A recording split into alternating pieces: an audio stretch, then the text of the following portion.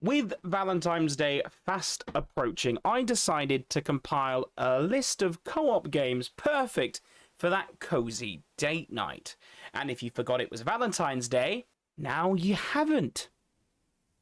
Of course, co-op games are always a good thing to whip out if you have a partner that you want to spend time with while also gaming. Or if you're single and your friends are just popping over to spend some time together, there are plenty of experiences on offer. I tried my best to make all of these games split-screen co-op experiences to really add that cozy experience that can take place all in one living room. Our first game on the list is Stardew Valley, which is arguably the ultimate cozy co-op experience, taking on your grandfather's old rundown farm, allowing you to leave behind your horrible desk job and the Joja Corporation. It's arguably a level of escapism that most people daydream about every day, probably between the hours of 9 and 5. What makes Stardew Valley so good in multiplayer is it's practically the same game, just, with more review.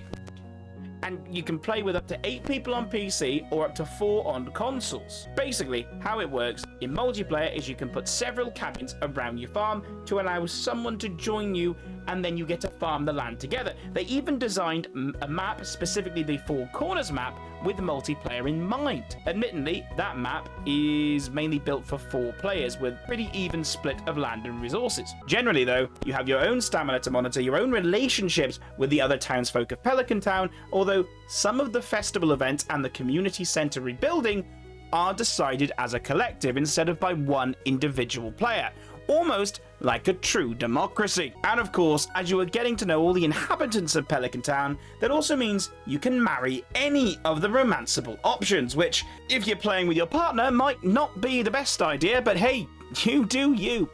And if you're not already running towards Shane as fast as your legs can carry him, shouting, "I can fix him!" you can also marry other players. And meaning that if you're not ready to get down on one knee in real life, then you can just do it here. It's the same difference, right? And you get to roleplay being a homeowner with 2 kids. Probably the only time most of us will ever be able to do that. Hazelight Studios have fast become the GOAT of 2-player co-op experiences. They might have only released 3 games so far, but each of them tells an amazing story that entangles 2 different people, and the gameplay is so interwoven with that mechanic that you can't imagine the game any other way. So, of course, any one of those games could have been picked for this spot, but I decided to choose It Takes Two, largely because of its cartoon style, relationship-focused story, and yes, I know it does feature a couple and their divorce, but trust me on this, it's still a great game to play with a partner. Promise. And for long-distance couples too, you don't need to worry too much about your wallet, as only one of you needs to purchase the game as it comes with a friend pass, which, considering these games are published by EA, is a surprisingly gamer-first approach. I think we can applaud that. So that should make it even more enticing, although couch co-op is still very much where I personally think this game thrives. The game itself features 2 parents, Cody and May, admitting that they've grown apart and they end up being turned into dolls because their daughter believes the divorce is caused by her and just wishes for them to get past their issues and stay together, which sees us travel throughout the family home and land around it as tiny, doll-sized creatures, solving puzzles and ultimately being reminded of all the positive memories the 2 shared, while slowly but surely getting more annoyed at Dr. Hakim, who's a talking relationship help book. Yeah, there's also plenty of mini-games to compete against each other in, so you're sure to lose plenty of hours fighting over who's the best shuffleboard player. Hopefully, you won't need Dr. Hakim at the end of that. Now, the first Unraveled was an entirely single-player experience, but you won't be missing out on any form of story here, au contraire, as they are standalone stories, which are told visually with this bold, experimental narrative style. We will follow a red Yarny who's lost at sea and finds their end cut, but not for long, as on discovery of another Yarny, this time a blue one, they join their ends and create a bond. The game itself is a puzzle exploration and platformer game. Of course, if for some reason you don't have someone to play with. This game does also offer a single player option where you're able to control both of the Yarnies, but I think this multiplayer experience is arguably the better one. While the story itself has its darker elements hidden beneath this rather cozy looking exterior, the puzzles and your inclusion in these scenes has you almost act as a guardian angel, overseeing and helping out the human characters that we encounter. And of course, you can use your yarn to create rope bridges as a grappling hook, to swing from ledges, and what about the yarn connecting the two Yarnies? Well, that adds a whole new layer of complexity to some of the puzzles. And you can swing your partner from this section of yarn as well as wrap the yarn around the world if you get a bit too overzealous. And if you guys really do like a challenge, there are even extra special challenge sections that have more difficult puzzles as part of them too. Not sure if I have the brain power for that, honestly, but you do you. But it was a Family Game Award winner and has a stunning sound design on top of its amazing visual style, creating this unique feel, and certainly makes this one feel special, particularly when played in co-op. Back during the PS3 era, remember those days? Yeah. Little Big Planet ended up being one of Sony's tentpole franchises, which was strange as they moved away from the more traditional platformers that they had become so ingrained with in the PS1 and PS2 era. Little Big Planet was effectively this cute side-scrolling puzzle platform game with a massive focus on user-generated content. It also featured the voice of Stephen Fry, so you know it was going to be a winner. Sackboy led all of the games and became part of the exclusive club of PlayStation mascots, joining Ratchet & Clank, Spyro, and Crash. Sackboy's big adventure turned the series on its head, moving from the side-scrolling antics of the old Little Big Planet games for a more traditional 3D platformer game.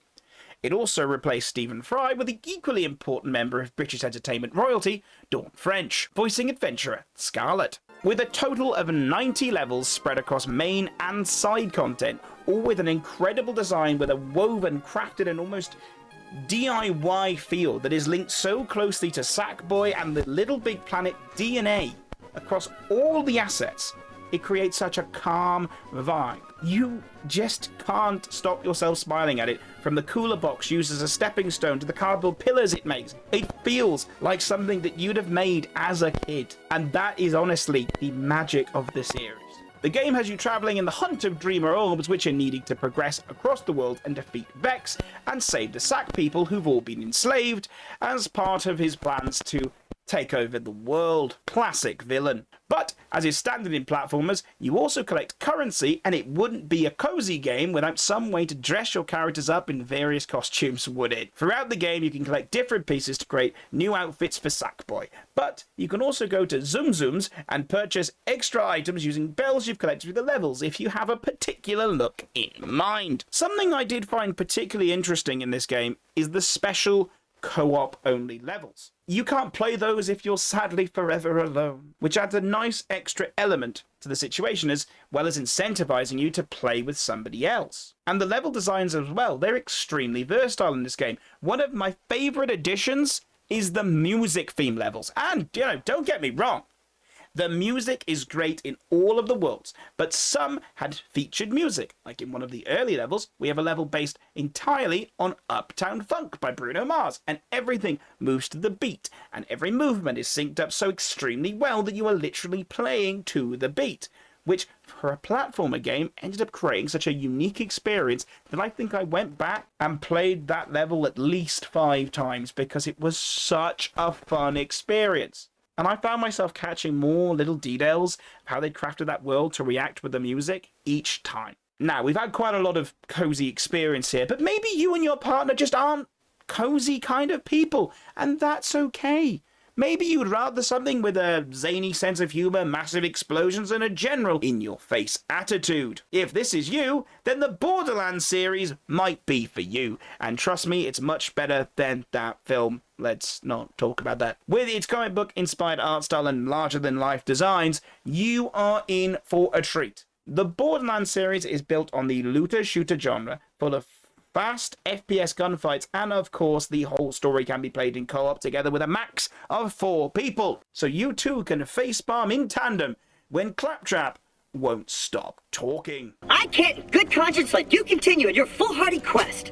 You shall not pass! The games generally all take place on Pandora, a land supposedly full of mineral wealth. But megacorporations, and a troubling sign of capitalism really going too far, quickly don't see a profit in it and leave. But we get to play Vault Hunters, who are on the hunt for mythical vaults supposedly full of untold treasure from a long extinct race. But we're going to need to lock in and lock on if we're going to get past the bandits and the crazed monsters who stand between us and the possibility of retiring on a space yacht in our money bath like a cosmic Scrooge McDuck. With 4 numbered entries as well as the pre-sequel and a D&D inspired spin-off, which is amazing and I highly recommend you check out, there is plenty of time to be lost to the series. And what says romance more than blowing guys up with a bazooka? Nothing. That's right. Well, that's 5 games that I think are perfect co-op experiences, particularly with Valentine's Day literally around the corner. If you enjoyed this, remember to leave a like, and if I missed any games you think should have been on the list, then let me know down below in the comments. But don't forget to subscribe and also follow me over on Twitch at _UntitledGamer. I'm live there 4 times a week, Monday, Wednesday, Friday, and Sunday. And now I gotta go get some flowers for no reason at all. Bye!